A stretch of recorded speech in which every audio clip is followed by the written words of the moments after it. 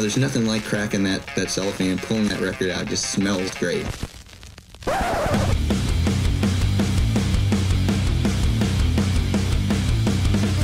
Welcome to BODS Mayhem Hour. Non-stop hardcore energy. I love the show, guys. You're awesome. Unlike any other. With your host, John the Bod, a.k.a.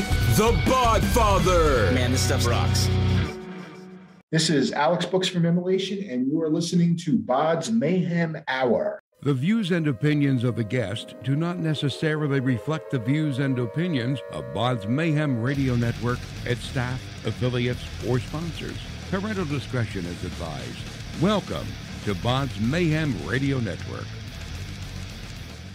Hey everybody, welcome to BODS Mayhem Hour. I am your host, John the Bod, aka the Bod Father. And as always, I'm bringing you guys and gals awesome interviews.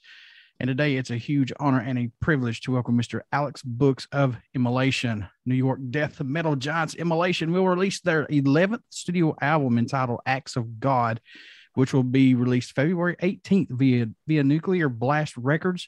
It's been 5 long years since our last album. Check out IMMOLATION's second single, The Age of No Light, and first single, Apostle. They both are out now. You definitely want to check this out. So, Alex, my man, welcome to the podcast, dude.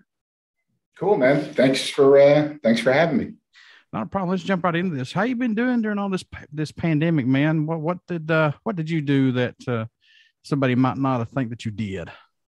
Oh man, actually a lot. I did some side projects, recorded a record, recorded 2 records, side project of mine called Shadows. And, it's actually, in certain ways, it's been cool just to be home with the family and, spend time with the family. So, it's been pretty low key. So, getting ready to go back out there again in a few weeks. Actually, the day of Acts of God is released is first date of our tour. Mm-hmm. So, yeah, that's what I was going to bring up here later. The first day that this release is going to be your first day out on tour, so we're definitely going to talk about that. But yeah, how excited are you guys to release this upcoming 11th studio album, man? Which will be released February 18th via Nuclear Blast Records. How excited are you guys for this? Oh, we're stoked. We're all super happy with the album, how the album came out. So far with, the 2 singles that were released, Apostle and The Age of No Light, the feedback's been fantastic. It's probably some of the best feedback we've ever gotten, I think. And so, yeah, we're really confident in the new material. We're really happy with it, and hopefully everybody else likes it. And we're just really looking forward to, playing the new stuff live and just getting out there and, seeing all the fans and, playing live again. So, it's been about, a little over 2 years now since our last tour. Yeah. So we actually ended the Atonement cycle. Fortunately, we ended, we finished our touring cycle for Atonement in December of 2019, right before the pandemic hit. So that kind of worked out for us in that way. So yeah, we're just stoked to get back out there.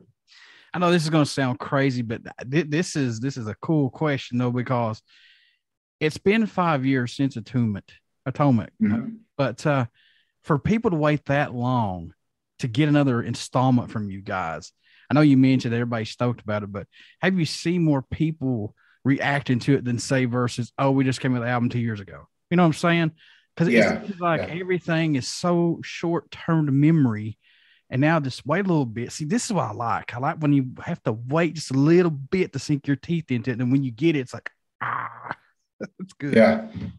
Yeah. I'm just glad that people still want to hear new music from the band. So, because 5, in certain ways it doesn't seem that way.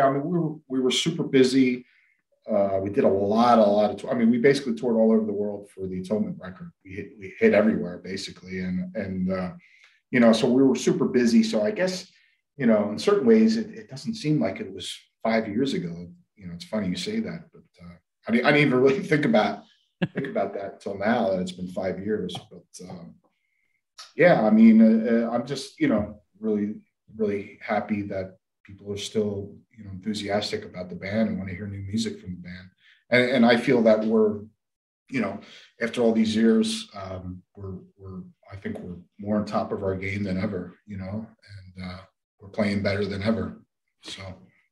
Yeah, it seems like that longevity, man. Like you get down 6 albums, 7, 8, 9, 10 albums. And I hate to say this, and I don't mean this in a bad way, but it seems like bands find their groove finally. It's like everybody's finally, they know exactly what they want to put out there, and they're staying to their roots. Mm-hmm. Yeah, I mean, well, I think a lot of it has to do with if you're still enthusiastic about what you're doing and you're still inspired. True. And, we're all, basically in the 50 age group now. And, I think we're all more enthusiastic about the music than ever. I think, over time you kind of, you learn how to, you just learn how to do your craft better, with time and experience. And, if you look at a band like, rest in peace, Lemmy, but Motorhead, Motorhead, I don't know how many records they did. And I think they were still enthusiastic. I mean, some records are better than others, but, Motorhead was always consistent. And, I think that has a lot to do with just being inspired and being excited and enthusiastic about what you're doing. And we still have that fire, probably even more so than ever. Now we're all, we have a very healthy situation in the band, and we like each other, which, some bands don't always like each other. And so that's a plus. We love getting together and just hanging out and playing music and so I think that has a lot to do with it, that we're still very enthusiastic and still like, getting together and being around each other. If COVID had not hit, Alex, would you think Acts of God would have been released sooner or no? Yeah, I would say so. The writing process was kind of spread out, but obviously we had a lot of obstacles there, so Sure. We planned on originally after the December tour we did in 2019, we planned, coming home, taking a little bit of break, because we were pretty, really busy in 2019. And so, we planned on taking a break, and then we were going to regroup maybe, a month and a half, 2 months later, and get together and start working on a new record. And obviously that didn't happen. So, but who knows? I mean, maybe it wouldn't come out as good. I don't know. It's hard to say. I mean, one of the good things is, like, for instance, like Steve, I think his, out of all the records, I think this is his best drum performance on this record. And, I think maybe he had a little bit more time to, craft his drum beats and things like that, what he was doing. So, the more time you have, and all of this, just playing the songs, at home too, just, I think we all kind of really fine tune things a bit, It seemed like even we got together as a band and rehearsed the songs, which wasn't a normal thing for the past few records, so.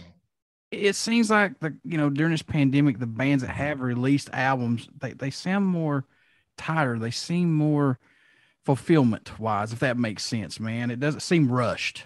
You know what I mean? Yeah. I mean, I can agree with, there's a lot of stuff out there. I feel it's just like, it's another record. It's okay. Yep. And I think if you're going to do a record, and definitely the attitude in this band is we're always trying to outdo what we did previously. You don't want to just put anything out just for the sake of putting something out. It's got to be quality. And, we all have a lot of, integrity in what we do.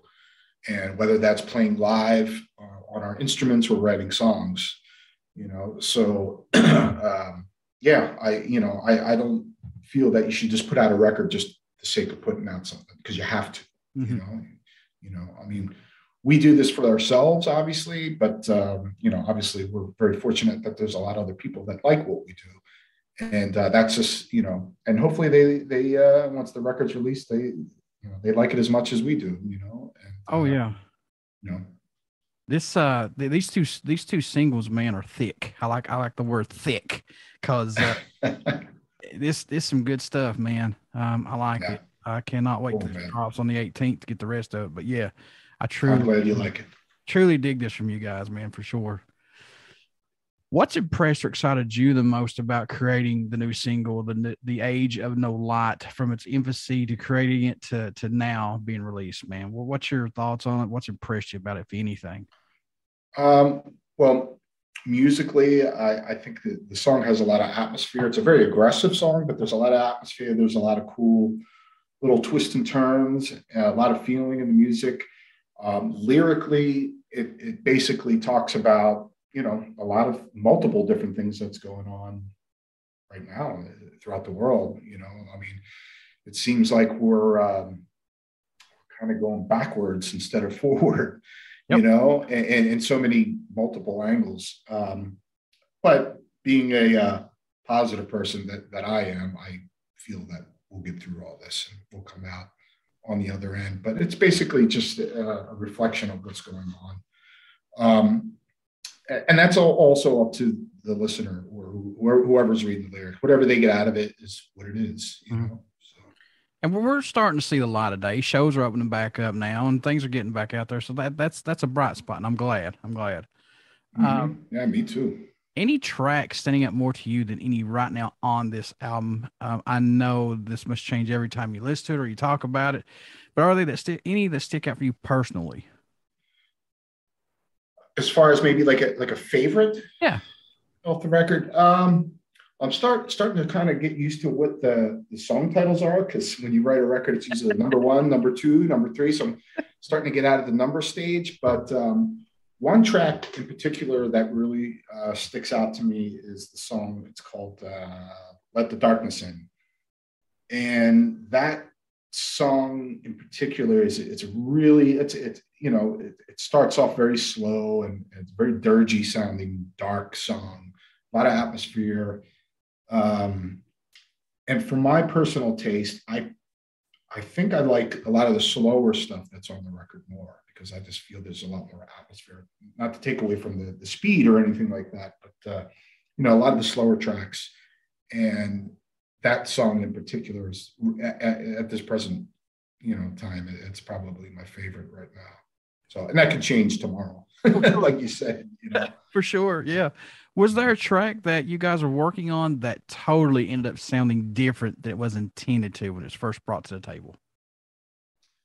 I mean, Bob is the main songwriter of the band. So usually what he does is, he'll create demos and send it out to us. But the thing is I think with this record in particular, compared to the last few records, is that we all played these songs instead of just meeting at the studio to record the songs. Mm-hmm. We jammed on the songs together. We rehearsed for the first time since I don't know when. So I think, you kind of hear that because it's more that human element, between the 4 members playing these songs, So obviously they sound a lot different than the demos. And, if Bob sends something, somebody will say, well, maybe you should change this or change that or whatever,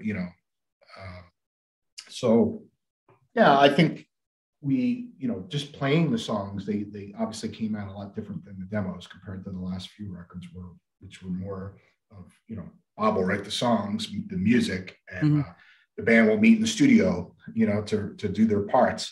So that was a different thing. And also for the first time, I'm playing guitar solos too on the record with Bob. So that's the first time ever in the band's history another guitar player has contributed, So, I mean, there's a lot of different things, I think, like I said, just the human element of us jamming together as a band.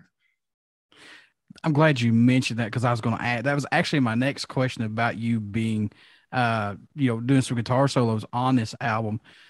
Did you do anything differently to try and stay, open-minded and fresh with creating some riffs and some guitar solos on this? And that's a lot of respect coming from him to have you also to do solos, man, I mean, I think definitely my personality came out in my style and how I play. But I think me and Bob, there's a lot of similarities, and then there's also a lot of differences in our playing. But I think we really complemented each other really well. And I got to be me, but I know, how this band is supposed to sound and what needs to be done. So if I hear something like, there was a few songs that I kind of in particularly, once the song was finished, I was like, you know what, I could do something really cool there. So there's a couple songs that, that's what happened. I just said, hey, I could do something good here in this part or whatever. I kind of got an idea.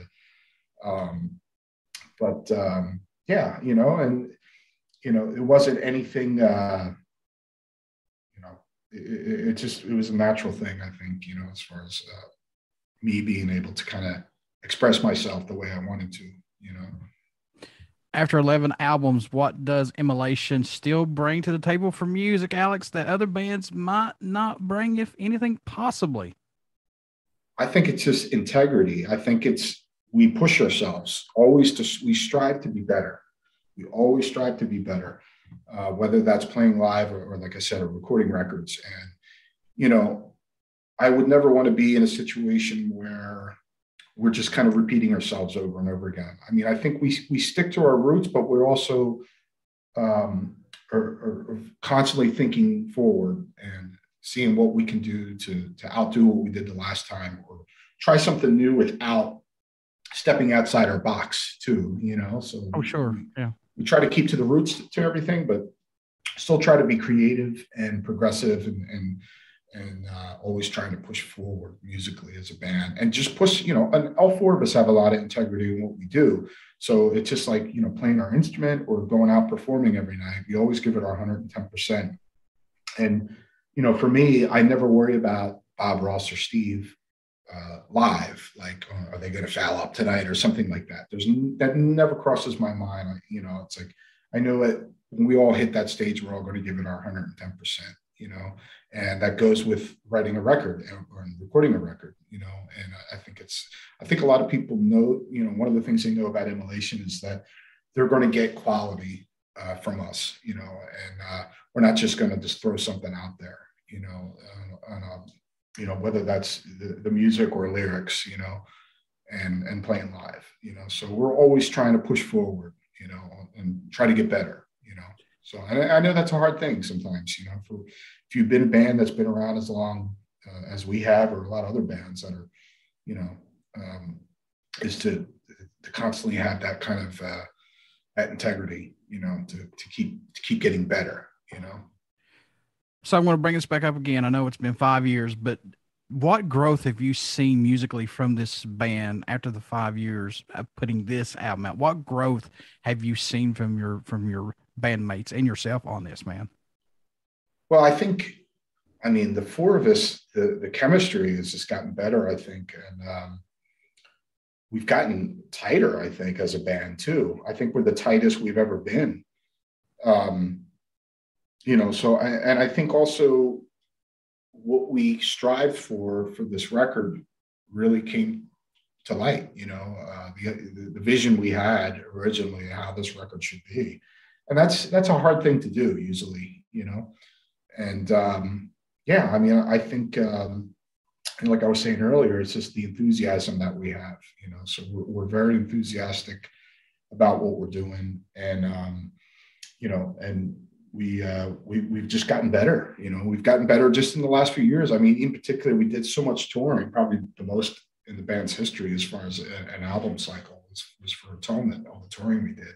So that in particular helped out a lot, just playing every night. And it's just, I just think we've just gotten better, we've gotten better as a band, a tighter unit, so yeah. Now you guys worked with Paul Ruffino again of Millbrook Studios, who's worked with Oyster Cult, Bad Company, Golden Earring. Let's talk about that, man. How was working with him again on this album? Paul's amazing. I mean, Paul's, he's not just, the recording engineer, but he's kind of like a part of the family. And I kind of like to think in this band that everybody we work with down to our record label, we kind of look at those things in those terms. It's you want to work with the right people and be involved with the right people. Right. And Paul brings out the best in the band. I mean, like you said, he's been doing this, since the 70s. He's been recording records, so he's been doing this a long time. He has a great ear. He knows how to, get the best out of the band. He's not afraid to tell you if something sucks or not too, so you need to hear those things. But he also creates a really positive vibe being in studio, which is very important because you want to get the best out of the players. And he's been, I guess, since Failures for Gods was the first record he did. So it's been a long time, 20-something years, 24 years, something like that. He's been 23 recording records for the band. So the only thing we have different over the last few records is Paul just does the recording and the engineering, and we have Zach Oren doing the mix and mastering. So Zach is more on the modern side of things. So I think that's a really good mixture. We kind of have the old school and the new school, and I think Zach sonically brings out, the best in the band, How hard does Paul push you guys, though? I mean, does he say I don't like this, let's do it again? How hard, specifically did he push you all on this album, if any? Oh, I mean, he'll tell you if it's not good. Just like, you got to do that over again. Listen to that. That's terrible. That's good, though. You want somebody that's gonna, don't waste your damn time, because this is your album to put out there, man. Yeah, absolutely. And like I said, we push ourselves. We always give that 110%. Whatever we're doing. So, what do you hope everyone takes away while listening to this new album or these two new singles, man? What do you hope they get from it, Alex, if anything? I mean, I just made,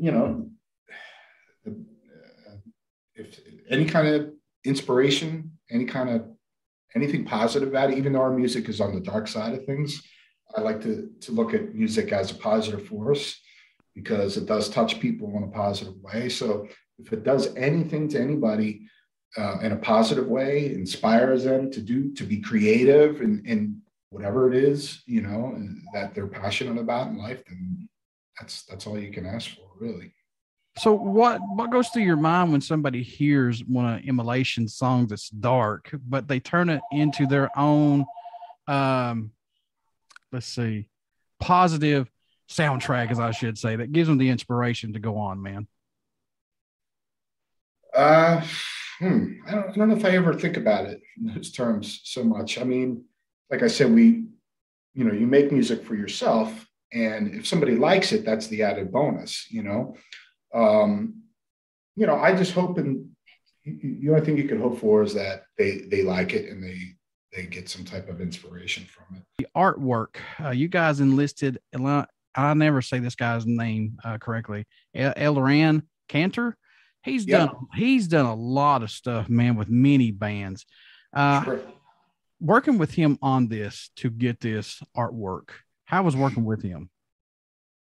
Well, I mean, Bob and Ross had a concept, and a few years back, we actually discussed the artwork. And one of the things I remember I said to the guys was, as much as I thought the previous records, the artwork was good, it just never reflected the real darkness of the band, I think, musically and lyrically.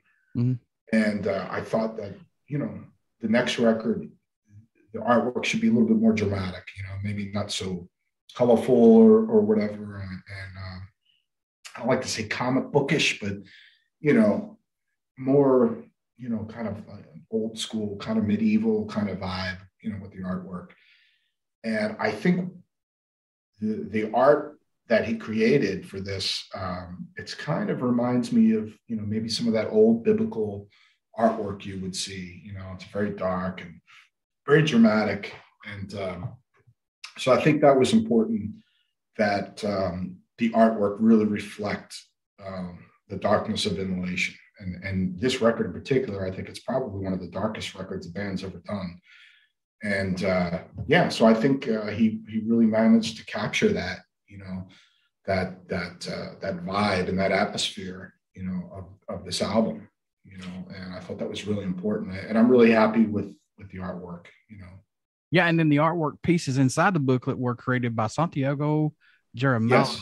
And also with him, I mean, phenomenal. I love that as well. So, I grew up listening to music in the 70s as a kid, in the early 80s, and when I bought records, when I looked at like a Pink Floyd record or Black Sabbath or Iron Maiden or Judas Priest or whatever, I would look at the album cover and the artwork, and you'd open up the inside of the record, and it kind of, the artwork kind of reflected the music, Oh, yeah. And I think that's what we wanted with this record. We really wanted to kind of,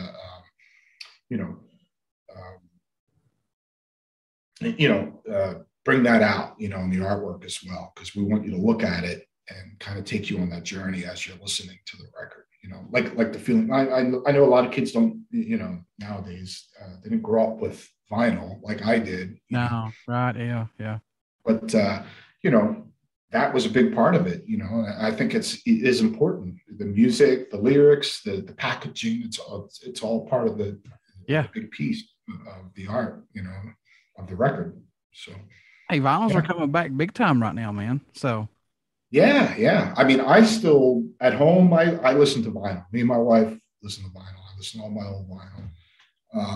I listen to the modern platforms too, Spotify and all that kind of stuff, which is great. But there's something about putting on a record, listening to the whole thing and taking a look at the artwork and the inside, the gatefold and all that to kind of, reading the lyrics, man, along. That's awesome too. Yeah. Good Lord. Yeah. Do you still have a go-to album or maybe just a song you find yourself going back and listening to from time to time that you just can't kick out of your cycle, man? Oh, man, there's so much stuff. I mean, of course, all the Black Sabbath and Maiden and all the classic stuff, Priest, and Pink Floyd, Deep Purple. Oh, yeah.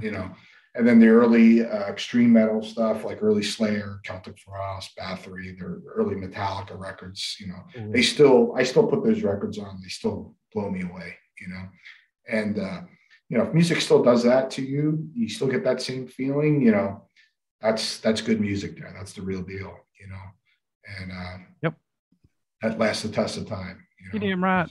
1,000% agreed right there, my friend. What has been your best musical moment that you still can't believe you or this band were a part of, or maybe you have worked with possibly? Me in particular, there really isn't one. I haven't gotten there yet.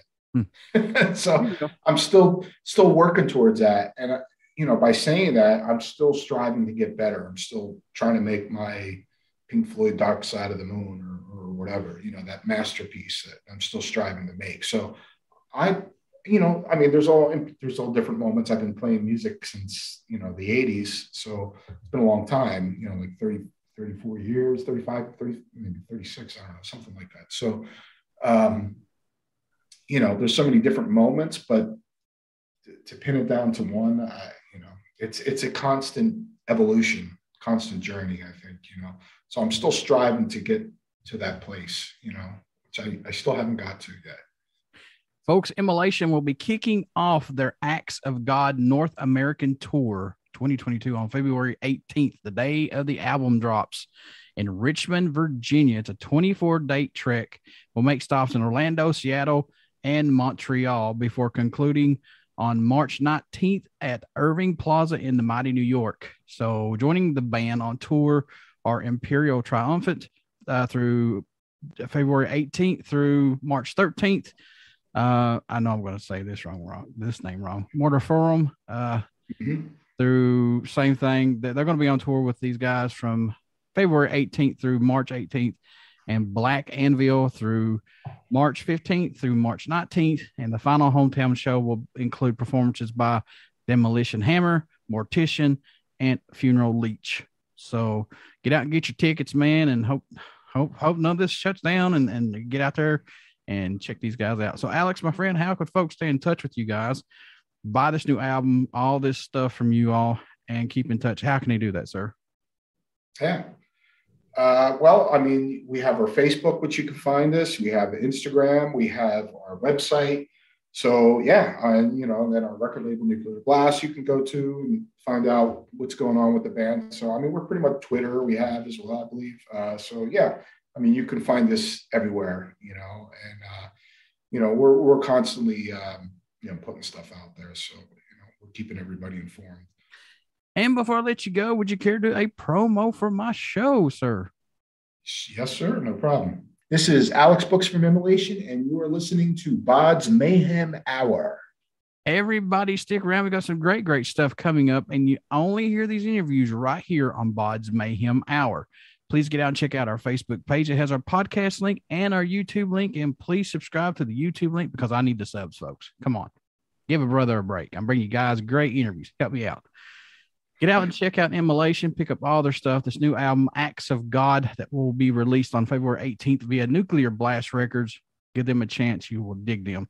Alex, my friend, you're always welcome back on here, and have the best of luck from me, dude, honestly.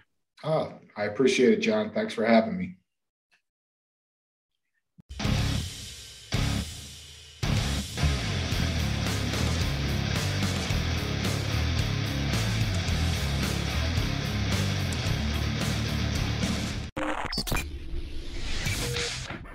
You're listening to BODS Mayhem Hour. Follow us on Facebook, Twitter, and Instagram.